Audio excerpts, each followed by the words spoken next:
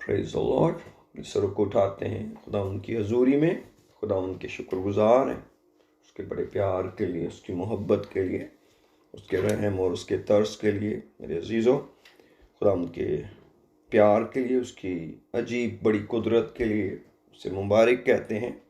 और आज के इस मुबारक वक्त में जिनकी सुबह है, आपको इस सुबह का सलाम, यानी कि सलामती आपकी ओर। जिनकी शाम है उनकी सलामती चाहता हूँ जो मेरे साथ अपनी शाम में है। मेरे अजीज़ों, हम खुदावंद के कलाम की बातें डिफरेंट एंगल्स से सीख रहे हैं। मुख्तलिफ लोग खुदा इस्तेमाल कर रहा है, खुदा का शुक्र हो। खुदावंद अपने बेटे बेटियों को बड़ी बरकत दे। इससे कोई फ़र्क नहीं पड़ता कि ये खुदा का कलाम किसके मुंह से सुनाया जा रहा है। बात सिर्फ ये है कि खुदा हमसे बात कर रहे हैं। कंडीशन सिर्फ ये है कि हम सच्चाई के कलाम की मुनादी करते हैं और सच्चाई के कलाम से प्यार करते हैं, क्योंकि मैं समझता हूँ कि हम सच्चाई को कभी भी नहीं कबूल कर सकते जब तक हम सच्चाई से प्यार ना करें। हमें अपने आप में एक फ़ैसला करना पड़ता है कि मुझे सच्चाई से प्यार है, मैं सच को प्यार करता हूँ। क्योंकि अक्सर सच कानों पर भारी होता है, ज़हन और दिल पे भारी होता है, तो ऐसा वज़न मोहब्बत से ही उठाया जा सकता है। और ये बड़ा ज़रूरी है कि हम कलाम से अपनी मोहब्बत को पैदा करें, वरना हम खुदा उनके लायक हो ही नहीं सकते। क्योंकि जो कुछ जिसको हम सच्चाई मानते हैं, बहुत दफ़ा वो सच्चाई नहीं होती, और हमें अपने आप को फिर बदलने में मुश्किल होती है अगर हम ये डट जाएं कि जो मुझे पता है वो सच्चाई है। ज़रूरी नहीं कि जो मुझे पता हो वो सच्चाई ना हो, लेकिन बहुत दफ़ा ऐसा होता है कि जो सच्चाई होती है वो रवायतों के नीचे दब जाती है, और कई दफ़ा हम उन बातों को इन्वेस्टिगेट नहीं करते कि वो बात कैसे हुई। तो हम बनी इसराइल के बारे में पढ़ रहे हैं कि कैसे वो मुल्क मिस्र से निकले, और इनको पढ़ने का ख़ास मकसद ये था कि ये कलीसिया की नुमाइंदगी करते हैं। खुदा ने एक कौम को, एक आदमी की औलाद को अपने लिए चुना और उसको एक बड़ी कौम बनाकर उनकी रहनुमाई की। उस बुज़ुर्ग का नाम बुज़ुर्ग बाप इब्राहिम है, और बिलखुसूस उसके बेटे याकूब की औलाद की हम बात कर रहे हैं, जिसके 12 बेटे थे, जिसमें से एक यूसुफ नामी शख्स, उसका बड़ा प्यारा बेटा जो बड़ा ही दाना था। खुदा ने उसको ख़ास बरकत दी हुई थी और उसको सच्चाई से बड़ा प्यार था, उसको बुराई से नफ़रत थी। इसलिए वो अपने भाइयों के बुरे काम अपने बाप को बताता था, और नतीजतन उसको बेच दिया गया और वो मिस्र में आया। तो फिर हम चलते चलते अब हम किज़ात की किताब में पहुंच गए हैं, जजेस जिसको कहते हैं, और सादा लफ्ज़ों में इसको काजियों की किताब कहा जा सकता है।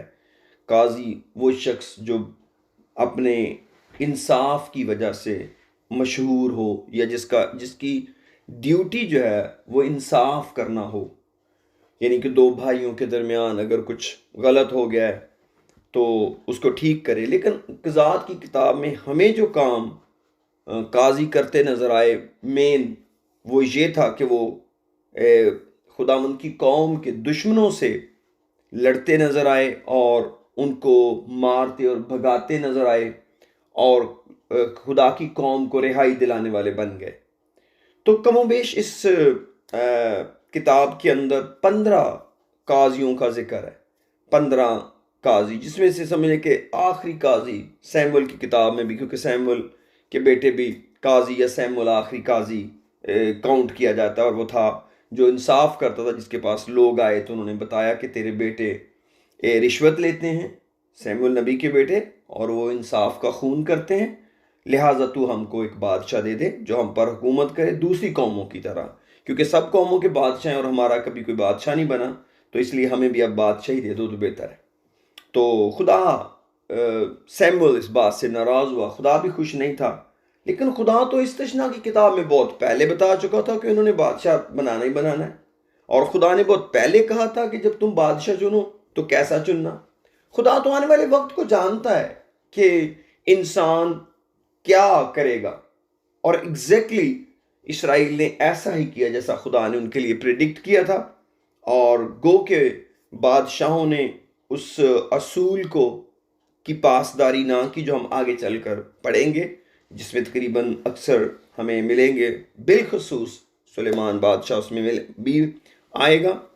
लेकिन आज मैं आपके साथ कुछ काजियों के बारे में, और मैं सबके सब 15 तो डिटेल में नहीं जाऊंगा, लेकिन मुझे ये बड़ा शौक है कि मैं आपको उनके नाम ज़रूर बताऊं। और हम ज़रा ज़रा उन आयतों को पढ़ते हुए आगे जाएंगे, चाहे मैं बहुत ज़्यादा बाइबल स्टडी ना करा पाऊँ इस पर। जो पहला ही उनका काजी है वो गतनीएल था, और ये कालिब का दामाद भी था, क्योंकि उसके बेटे किन्स का ये बेटा था। और इसकी बीवी का नाम भी हम पढ़ चुके हैं जजस पहले बाब में, और यशवा की किताब में भी, कि उसका नाम अक्सा था।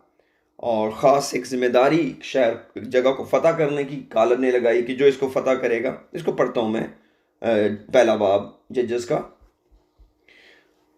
Praise the Lord, hallelujah. ओ खुदा तेरा शुक्र।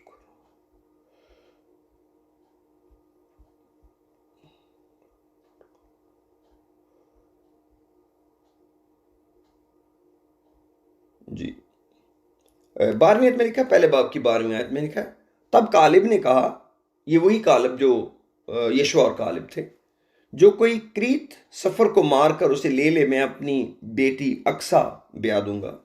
और कालिब के छोटे भाई किन्स के बेटे गतनीएल ने उसे ले लिया, पास उसने अपनी बेटी अक्सा उसे ब्याह दी। तो ये जो जिसका मैं जिक्र कर रहा था, अब तीसरे बाब में हम आते हैं, जिसकी मैं डिटेल आगे देना चाह रहा था। 9वीं आयत में आते हैं, तीसरे बाब की 9वीं आयत में लिखा है जी, हो प्रेज द लॉर्ड।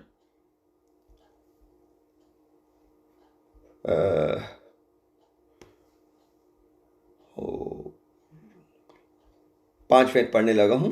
लिखा, सो बनी इसराइल किनानियों और हित्तियों और अमूरियों और फर्जियों और हवियों और यबूसियों के दरमियान बस गए, और उनके बेटों से आप निकाह करने और अपनी बेटियां उनके बेटों को देने और उनके देवताओं की प्रस्तुश करने लगे।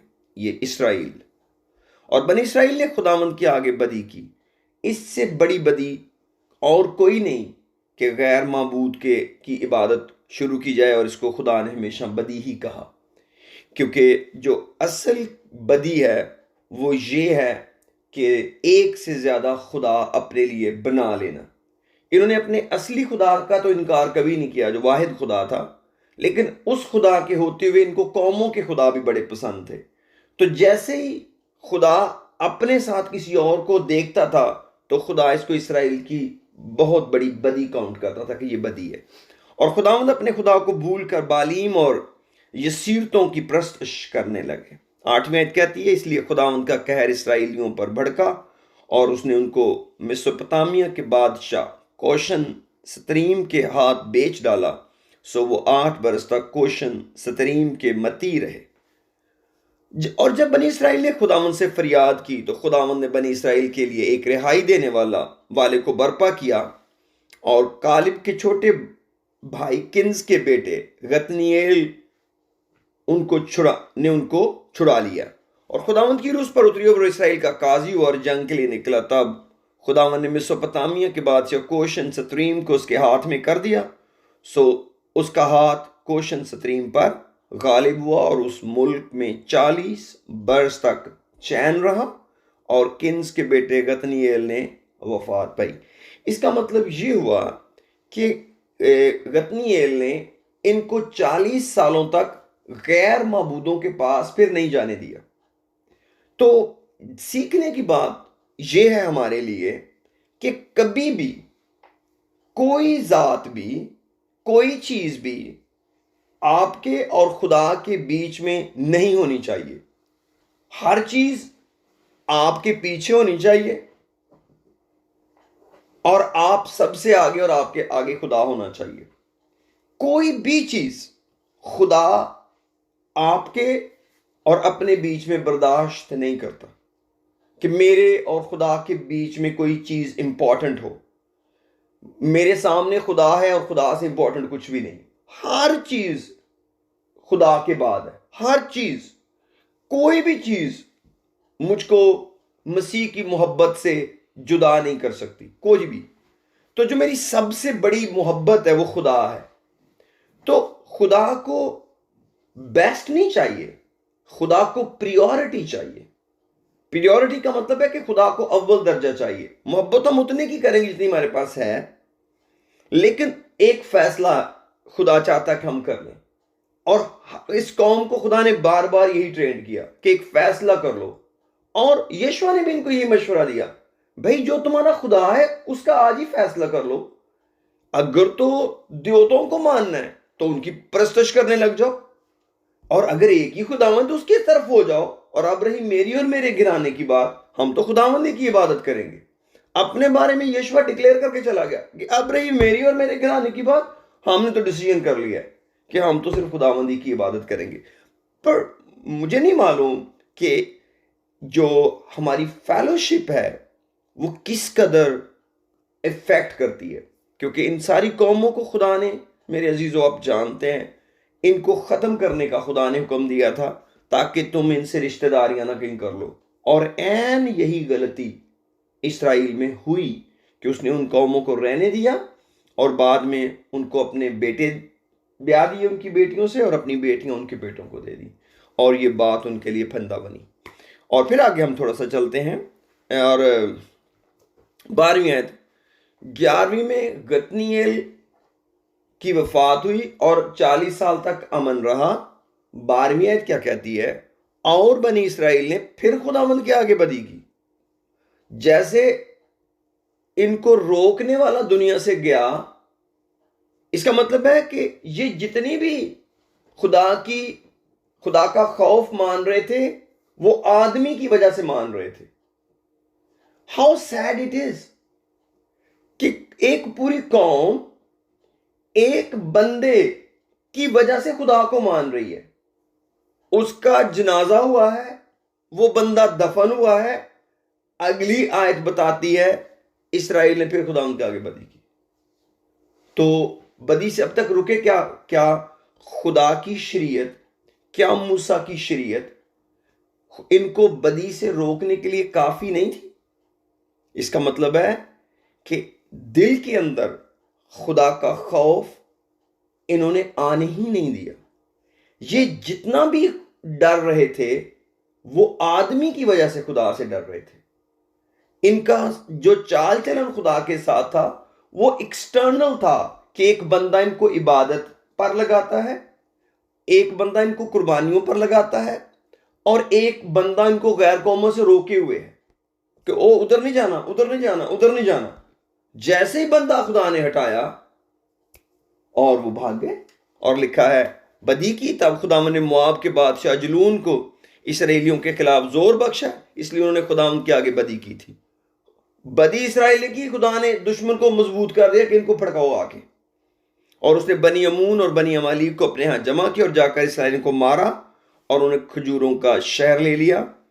सो बनी इसराइल 18 बरस तक मोआब के बादशाह अजलून के मती रहे।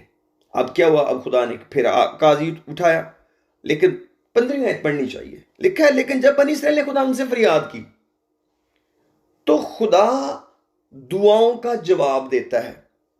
18 साल ये जुल्म सहते रहे, दुआ नहीं की, लेकिन जब इन्होंने बनी इसराइल के खुदावन से दुआ की, खुदावन ने फौरन बिन्यामीन के कबीला में से जीरा को उठाया, जीरा के बेटे अहूद को उठाया, जो कि लेफ्ट हैंडेड था। कलाम कहता है बैन था, यानी इसका मतलब है लेफ्टी था, या लेफ्ट हैंडेड था। और उसने मोआब के बादशाह अजलून को हदिया भेजा और उसी ने इनको अहूद नहीं मारा। और ये नेक्स्ट दूसरा काजी है इसराइल का काउंटिंग में। और इसने एक तलवार बनाई, और इसने आगे, अगर आप पूरी डिटेल पढ़ना चाहें तो ये अहूद उस बादशाह के पास चला गया और जाकर अजलून को इसने गिफ्ट दिया। वो एक बड़ा मोटा आदमी था। फिर उसने कहा कि मैंने तुझसे बात करनी है, उसने सबको बाहर निकाल दिया और इसने क्या किया, अहूद ने, इसने तलवार जो थी उसके पेट में घुसेड़ दी और निकाली ही नहीं, और वो बैठा था, वो गिर गया और वो मर गया। और क्योंकि अकेला था, ये बाहर निकला अहूद और खुद भाग गया, और बादशाह अंदर मरा पड़ा था। देर के बाद उसके नौकरों ने देखा, और बाद में उसने जाकर सारे इसराइलियों को जमा किया और कहा कि भाई खुदा ने हमको रिहाई दे दी क्योंकि बादशाह मर गया। तो समझने की बात यह भी है कि जब भी किसी दुश्मन को वो मारते थे तो उसके बादशाह को मारते थे। जब तक बादशाह नहीं मरता था तब तक उसको फतह काउंट नहीं करते थे। आगे चलकर जाकर हम एक काजी का जिक्र डिटेल में पढ़ने वाले, उसका नाम था जदौन। तो जदौन को बड़ी दौड़ लगानी पड़ी दो बादशाहों को पकड़ने के लिए, देर तक वो जंग में रहा, तब जाके उसने बादशाह पकड़े। लेकिन क्योंकि खुदा का जो कलाम उसके दिल में था या खुदा की गैरत उसके अंदर थी, उसको खुदा के प्रिंसिपल का पता था कि खुदा का डिसिप्लिन ये है कि मुखालिफ फौज का, मुखालिफ मुल्क का, मुखालिफ कौम का बादशाह पकड़ना और उसको मारना बहुत जरूरी है। रीजन क्या है, अगर बादशाह को छोड़ देंगे आप बादशाह को, तो बादशाह फिर लोगों को जमा करेगा और एक फोर्स बनाकर लड़ने के लिए आ जाएगा। इसलिए खुदा ने उनको ये खास स्पेसिफिक डायरेक्शन थी काजियों को कि तुमने बादशाहों को जब लड़ाई करो तो नहीं छोड़ना, और ऐसा ही मोस्टली हुआ। तो ये मेरे अजीजों, आप तीसरे बाब की 15वीं आयत से लेकर 30वीं आयत तक पढ़ सकते हैं। और अब मैं बिल्कुल लास्ट पे आ गया हूँ, इस बाब की तीसरे बाब की आखिरी आयत में लिखा है, सो मोआब उस दिन इसराइलियों के हाथ के नीचे से दब गए और उस मुल्क में 80 बरस चैन रहा। अहूद के बाद 80 बरस चैन रहा। फिर हमें नहीं पता कब, फिर क्या हुआ, 80 बरस के बाद फिर उन्होंने बदी की, फिर प्रॉब्लम बन गई। लिखा उसके बाद अनात का बेटा शिमजर खड़ा हुआ। अगर मैं रॉन्ग बोल लूँ तो मुझे पढ़ने दें, शमजर या शमजर, बुक से पढ़ रहा हूँ क्योंकि मेरे आईपैड में कुछ वो क्लियर नहीं लिखा। 31वें में लिखा है, इसके बाद अनात का बेटा शमजर खड़ा हुआ और उसने फिलिस्तियों में से 600 मर्द बैल के पैने से मारे और उसने भी इसराइल को रिहाई दी। अब हमें नहीं पता कि ये कितने सालों बाद ये हुआ और कितने साल इसका दौर था, लेकिन इसके बाद ये फिलिस्तीनियों के फिर गुलाम बने इसराइली। नेचुरली इन्होंने बदी की थी, और एक बंदा उठा शमजर जो इनात का बेटा था, उसके कबीले का नाम नहीं बताया गया किस कबीले का था, लेकिन उसके बाप का नाम लिखा है, अनात का बेटा था। और इसने क्या किया, बैल के पैने, बैल का पैना क्या होता है, जो जिम्मेदार होते हैं वो हल चलाते वक्त बैलों के लिए एक स्टिक इस्तेमाल करते हैं और उसके आगे एक तेज नीडल लगी होती है, सुई तेज होती है बैलों को कंट्रोल करने के लिए और उनको तेज चलाने के लिए। उसको बोला जाता है बैल का पैना। तो खैर जो जिम्मेदार लोग हैं वो तो जानते होंगे उनको, और मैं भी उन्हीं में से एक हूँ जिसको वो बनाना भी आता था और मैं बनाता रहा हूँ।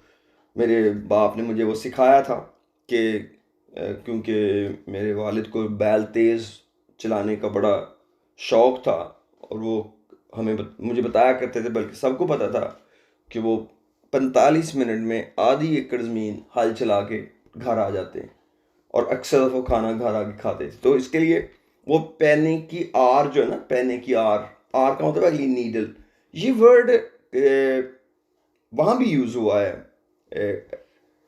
अमाल की किताब में भी। जब दमिश्क की राह पर पौलुस जा रहा था, जब साउल था, तो वहाँ पर भी उसको एक आवाज़ आई कि पैने की आर पर लात मारना तेरे लिए मुश्किल है। मैं ट्राई करता हूँ ज़रा, मुझे वहाँ अमाल की किताब में चलते हैं। हो praise the Lord, praise the Lord.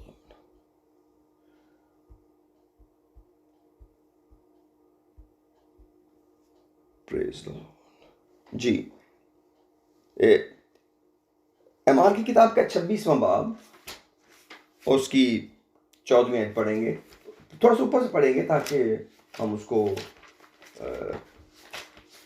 इस वर्ड को ज़रा थोड़ा सा क्लियर करना चाह रहा हूँ। अमाल की किताब का 26वां बाब और उसकी 14वीं आयत।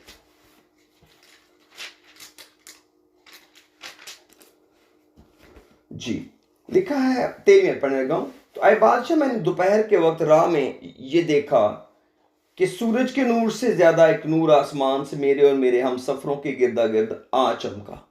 तो ये पालूस रसूल यानी कि साउल अगिरपा बादशाह को अपनी गवाही सुना रहे हैं।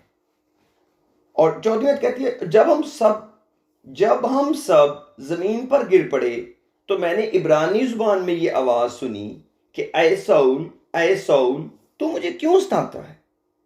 पहनने की आर पर लात मारना तेरे लिए मुश्किल है। और गालबन इंग्लिश में लिखा हुआ है to kick against the prix.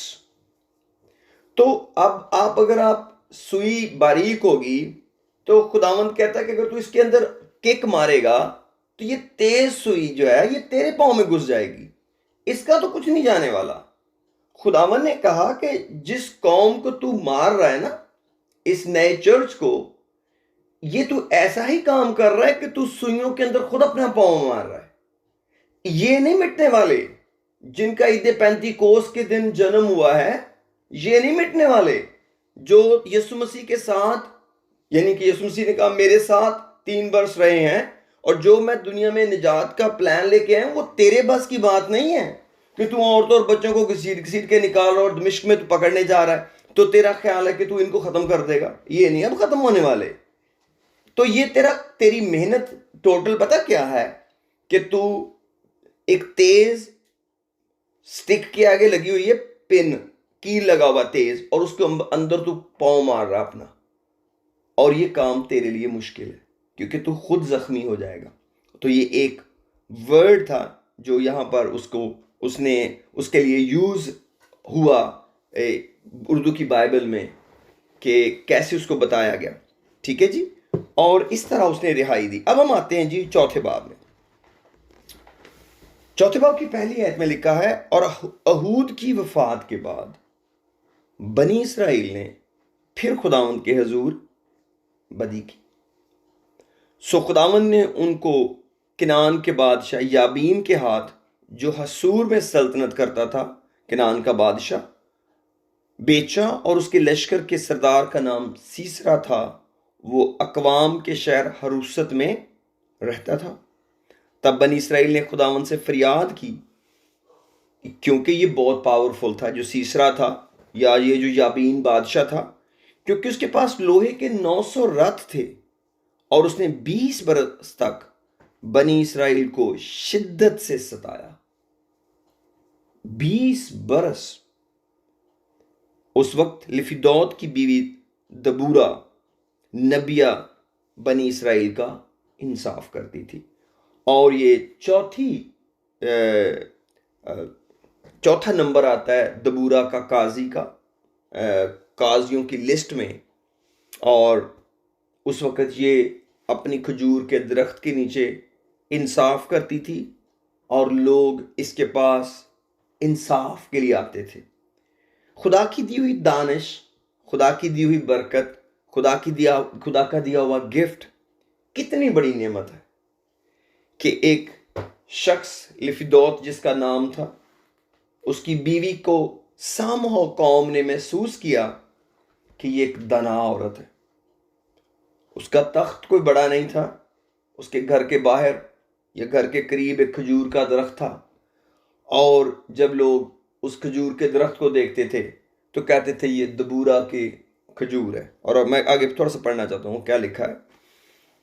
5वें में लिखा है जी, और वह इफ्राइम के कोहस्तानी मुल्क में रामा और बैतेल के दरमियान दबूरा के खजूर के दरख्त के नीचे रहती थी। यानी अब क्या हुआ कि जब लोग एड्रेस पूछते थे, किसी को इंसाफ कराना होता था, तो वो पूछते थे इधर दबूरा की खजूर कहाँ है। पता है आपको दबूरा की खजूर कितनी की दूर है? क्योंकि खजूर का दरख्त जरा दूर से नजर आता है, तो उस खजूर के दरख्त का नाम ही दबूरा की खजूर रख दिया गया और लोग उसके पास इंसाफ के लिए आते थे। अब हुआ यूं कि उसको खुदा ने कहा कि अब मैं रिहाई देना चाहता हूं। उसने क्या किया, उसने बरक को बुलाया और उसे कहने लगी कि तू 10,000 बंदे ले और चढ़ाई कर सीसरा पर और तू उसे मार लेगा, और मैं नहर कसून पर याबीन के लश्कर सीसरा को और उसके रथों और फौज को तेरे पास खींच लाऊंगा और उसे तेरे हाथ में कर दूंगा। ये खुदा वो नबूवत कर रही है, और नबूवत से खुदा का कलाम बता रही है बरक को, जो अभी नोइम का बेटा है। बरक यानी इसराइल की तरफ से एक शख्स को उसने बुलाया और कहने लगी कि तू वक्त है कि अब लड़ाई के लिए जा और इसराइल को रिहाई दिला। अब वो आगे से खुदा का कलाम सुनने के बाद जो कलाम दे रही है, खुदा का पैगाम दे रही है, उसको कह रहा है कि तू मेरे साथ चलेगी तो मैं जाऊंगा, वरना मैंने नहीं जाना। अब दबूरा को पता था कि फतह तो यकीनी है। क्यों? क्योंकि मेरे ही जरिए तो खुदा ने इसको कलाम दिया है कि मैंने सीसरा को तेरे हाथ में कर दिया है और याबीन की हुकूमत खत्म हो जाएगी, तो अब कौन सा खतरा है। उसने कहा चलो ऐसा करते हैं। फिर बरक एक बात सुन, तुझे इस जंग में कोई इज्जत नहीं मिलेगी, क्योंकि सीसरा को खुदा एक औरत के जरिए मारेगा, और उस औरत का नाम याइल था, जो अपने खैमे में थी, और वो कीनियों के घराने से थी। कीनी वो जो रिश्तेदार थे मूसा के, इन लॉज के, वो उनके बीच में रहते थे। और सीसरा की उस वक़्त सुलह थी उनके साथ, और वो उसके खैमे में चला गया। उसने पानी मांगा, उसने उसको दूध पिलाया, और उसको खैमे में याइल ने लटा दिया और वो सो गया। क्योंकि वो जब बरक ने मारा तो वो भाग गया, भागकर उसके खैमे में चला गया रथ के बगैर। लोहे के सारे रथ खुदा ने तोड़ फोड़ दिए, पता ही नहीं, और उसने अपनी जान बचाने के लिए रथ को छोड़ा और वो पैदल दौड़ा और जाके खैमे में पनाह ले ली।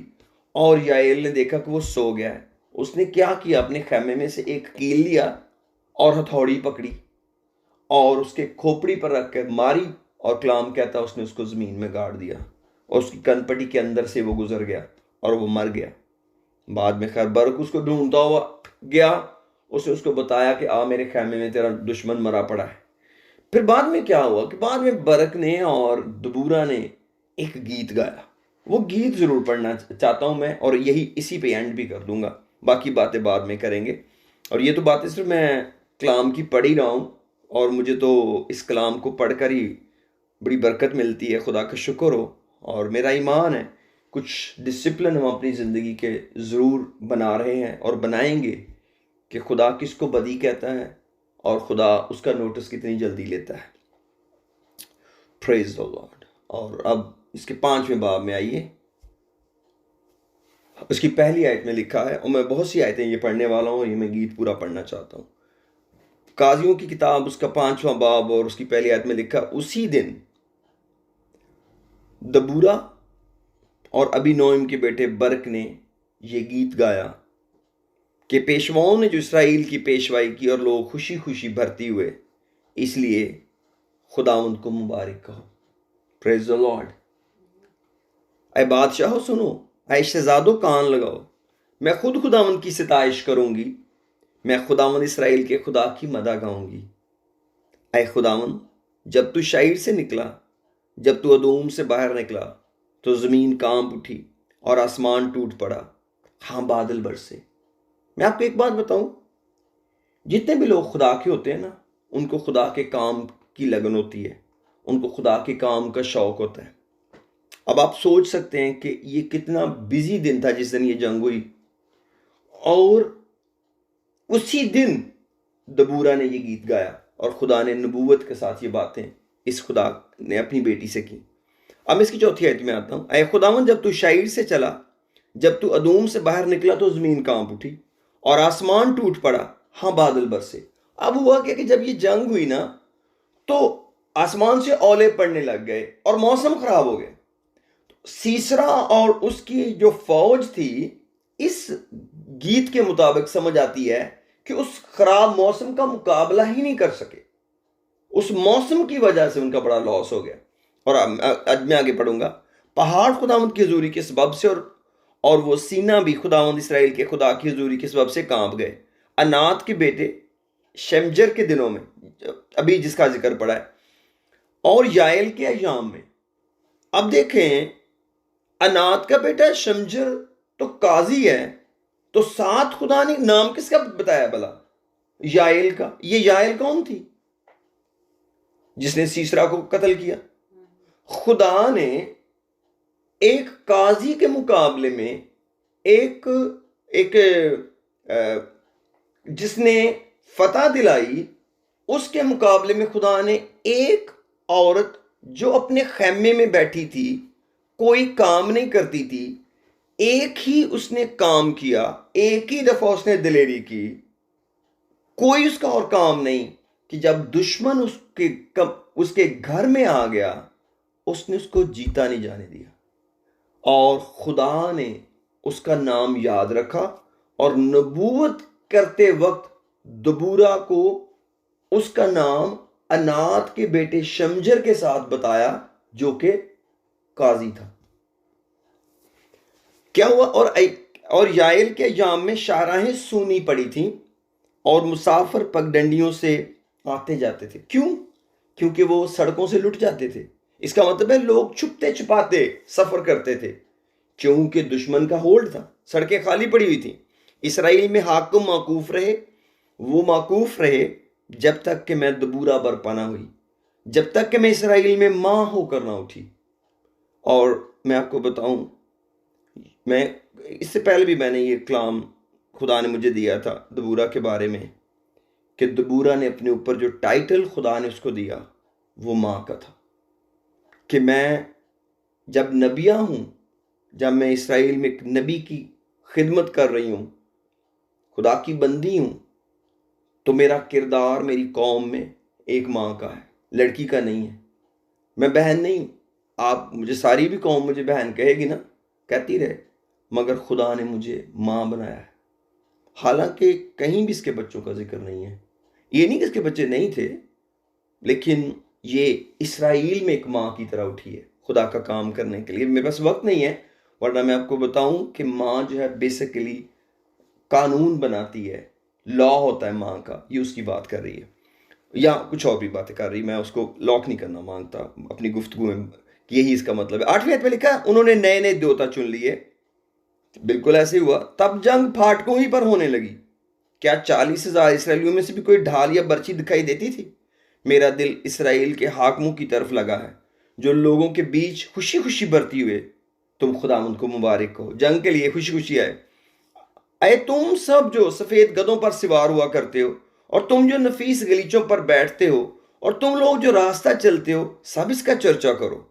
तीर अंदाजों के शोर से दूर पंगटों में वो खुदावंद के सादक कामों का, यानी उसके हुकूमत के उन सादक कामों को जो इसराइल में होते, जिक्र करेंगे। उस वक्त खुदावंद के लोग उतर उतर कर फाटकों पर गए। जाग जाग है दबूरा जाग, और गीत गा। उठ है बर्क और अपने असीरों को बांध ले, अय अबीनोम के बेटे। उस वक्त थोड़े से रईस और लोग उतर आए। खुदावंद मेरी तरफ से जबरदस्तों के मुकाबला के लिए आया। इफ्राइम में से वो लोग आए जिनकी जड़ अमालीक में है। तेरे पीछे आए बिन्यामीन, तेरे लोगों के दरमियान मकीर में से हाकम उतर आए, और जबलून में से लोग आए जो सिपा सलार का सा लिए रहते हैं। और अश्कार के सरदार दबूरा के साथ साथ थे। जैसा अश्कार वैसा ही बर्क था। वो लोग उसके हमरा झपट कर वादी में गए। रोबन की नदियों के पास बड़े बड़े इरादे दिल में ठाने गए। तू उन सीटियों को सुनने के लिए जो भेड़ बकरियों के लिए बजाते हैं, भेड़ सालों के बीच क्यों बैठा रहा? रोबन की नदियों के पास दिलों में बड़ा तरद्दुद था। खुदा कुछ को चेक भी कर रहा है, जंग में कौन नहीं आए, कौन सीटियां सुनते रहे और भेड़ों के पास ही बैठे रहे। जिलाद यर्दन के पार रह गया, और दान कश्तियों में क्यों रह गया? अब इन लोगों को जंग में जाना था, ये अपनी कश्तियों में काम करते रह गए, और खुदा ने चेक कर लिया। और ये फतह के बाद गीत गाया जा रहा है, और उस गीत के मिसरे खुदा दबूरा को बता रहा है। आशर समंदर के बंदर के पास बैठा ही रहा और अपनी खाड़ियों के आसपास जम गया। जबलून अपनी जान पर खेलने वाले लोग थे, और नफ्ताली भी मुल्क के ऊंचे ऊंचे मकामों पर ऐसा ही निकला। बादशाह आकर लड़े। तब किनान के बादशाह तैनाक में मजद्दद के चश्मों के पास लड़े, पर उनको कुछ रुपए हासिल ना हुए। आसमान की तरफ से भी लड़ाई हुई, क्योंकि जंग हमेशा खुदावंद की है। आसमान की तरफ से भी लड़ाई हुई, बल्कि सितारे भी अपनी अपनी मंजिल में सीसरा से लड़े। आसमान को खुदा ने कैसे इस्तेमाल किया? बारिश से, ओलों से, या उनकी जो लोकेशन खुदा ने चेंज की सितारों की। कलाम ये लिखा, सितारे भी अपनी अपनी मंजिल में सीसरा से लड़े। कैसून नदी उनको बहा ले गई, यानी वही पुरानी नदी जो कैसून नदी। ऐ मेरी जान तू जोरों में चल। हो प्रेज द लॉर्ड। इन जबरदस्त घोड़ों के कूदने के सबब से सिमों की टाप की आवाज होने लगी। खुदावंद के फरिश्ता ने कहा, तुम मीरोज पर लानत करो, उसके बाशिंदों पर सख्त लानत करो, क्योंकि वो खुदावंद की कुम्मत को, जोरावरों के मुकाबला खुदावंद की कुम्मत को ना आए। हिबरकीनी की बीवी याएल सब औरतों से मुबारक ठहरेगी। जो औरतें मढ़ीरों में हैं उनसे वो मुबारक होगी। सीसरा ने पानी मांगा, उसने उसे दूध दिया, और अमीरों की काब में वो उसके लिए मक्खन लाई। उसने अपना हाथ मीखकों को और दाहिना हाथ बढ़ा के मीखचू को लगाया, यानी कि कील को और हथौड़ी को लिया, और मीखचू से उसने सीसरा को मारा। उसने उसके सर को फोड़ डाला, उसकी कनपटियों को वार पार छेद दिया। उसके पांव पर वो झुका, वो गिरा और पड़ा रहा। उसके पांव पर वो झुका और गिरा, जहां वो झुका था वहीं वो मर कर गिरा। सीसरा की मां, अब खुदा ने दबूरा को, सीसरा जो मर गया दुश्मन, उसकी मां के बारे में बताया कि एक मां अपने बेटे का इंतजार कर रही थी। तो वो क्या सोच रही थी? What a great God! वो सीसरा मर गया है, खुदा दबूरा को बता रहा है उसका बेटा लेट हो गया। उसको अपने बेटे पर इतना फख्र था कि मेरे बेटे को कोई हरा ही नहीं सकता। जो मेरे बेटे के पास फौज है, जो 900 लोहे के रथ हैं, कोई इनका मुकाबला ही नहीं कर सकता। और वो क्या कह रही है? सीसरा की मां खिड़की से झांकी और चिल्लाई। उसने झिलमिली की ओर से पुकारा कि इसके रथ के आने में इतनी देर क्यों लगी? वो कहती है, मेरा बेटा क्यों नहीं अभी तक पहुंचा? क्या हो गया है मेरे बेटे को? अब वो खुद ही जवाब देती है, उसके रथों के पहिए क्यों अटक गए? उसकी दानिशमंद औरतों ने जवाब दिया, बल्कि उसने अपने आप को खुद ही जवाब दिया। खुद भी दानिशमंदी थी। क्या उन्होंने लूट पाकर, अब उसके ज़हन में क्या आ रहा है? जवाब उसको ये आ रहा है कि दरअसल उन्होंने जंग जीत ली है, अब वो इसराइलियों को लूट रहे हैं। क्या उन्होंने लूट पाकर उसे बांट नहीं लिया? क्या हर मर्द को एक एक बल्कि दो दो कुंवारियां, मुझे ऊपर से दूसरी नहीं, उसमें नहीं थी। अच्छा हाँ, इसमें थी। या थैंक यू जी। 30वीं आयत, हो प्रेज द लॉर्ड। 30वीं आयत में लिखा है, क्या उन्होंने लूट को पाकर उसे बांट नहीं लिया है? क्या हर मर्द को एक एक बल्कि दो दो कंवारियां, और सीसरा को रंगारंग कपड़ों की लूट, बल्कि बेल बूटे कड़े हुए रंगारंग कपड़ों की लूट, और दोनों तरफ बेल बूटे कड़े हुए रंगारंग कपड़ों की लूट जो असीरों की गर्दनों पर लदी हो, नहीं मिली? मां सोच रही है मेरा बेटा लूट में लगा हुआ है। ऐ खुदावंद, तेरे सब दुश्मन ऐसे ही हलाक हो जाएं। ये 31वीं आयत दबूरा कह रही है, आए खुदावंद तेरे सब दुश्मन ऐसे ही हलाक हो जाएं, लेकिन उसके प्यार करने वाले आफताब की मानद हों, जब वो आबोताब के साथ तलू होता है और मुल्क में 40 बरस अमन रहा। आइए अपने सिरों को झुकाते और दुआ